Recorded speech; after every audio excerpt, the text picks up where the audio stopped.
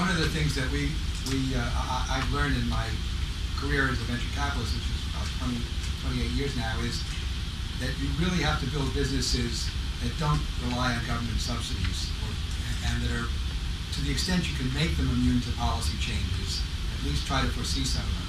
And the green space has been the most challenging space for this.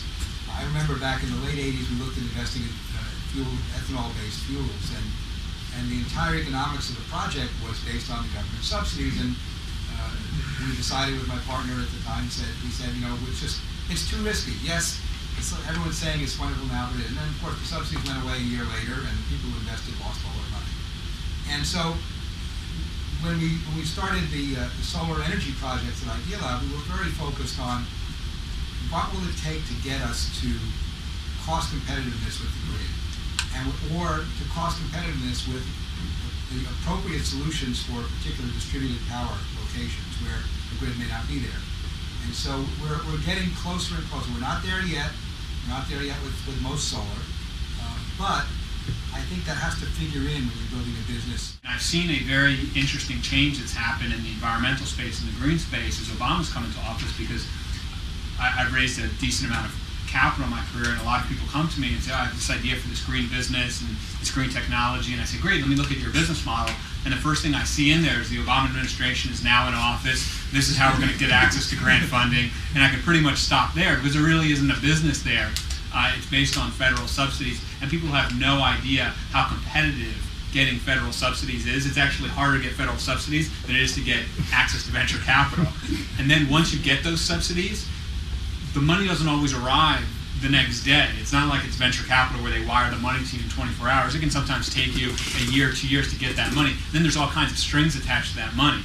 And so one of the things that I think is going to make or break the green tech space in the United States is how independent entrepreneurs are from federal subsidies. If you can get them, great, but never rely or expect them.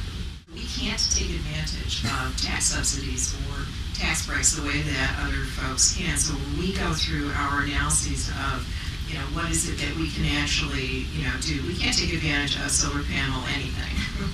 So the economics, or wind, anything. So the economics for us are a completely different thing. What that does is, for us, it makes us really trying to figure out, what are the financials in it. So when people say, when people start talking about green and so forth with us, part of our equation is still not just what you do in a perfect world to make everything green, but it's tempered with what makes sense economically for us as an institution and what supports the rest of our goals. So we were talking about this a bit before, educational institution, we have a lot of students on financial aid. If the ROI on, say a wind energy project, to put up some wind turbines or something on one of our buildings because we don't get tax subsidies on, stuff like that. If the ROI is, 30 years or something, would I responsibly recommend to anybody that we do that instead of something like, additional financial aid? No. We look at the paybacks hoping for a 2 to 3 year payback without any incentives or any subsidies. The one thing we do factor into those paybacks that some people might not consider is the lifetime cost of light, which incorporates the maintenance cost and obviously the power cost, but we do not include any of the government incentives. Deutsche Bank will say investors need TLC. They need transparency, longevity, and certainty. And so without a price on carbon, without a national RPS, and with the hidden subsidies that you have in conventional fossil fuels, it's incredibly difficult to compete when you have hidden subsidies already built into business as usual. So we certainly don't want to see a startup which is dependent on a tax policy or a government incentive, but at the same time, it's not a level playing field. There does need to be a distinction made between subsidies and incentives. So I think that businesses should not expect to get subsidies from the government, but we should all expect the government to incentivize appropriate behavior. And I'll give you a good example. Americans did not save enough, so the government created a 401k account which would create incentives for people to save.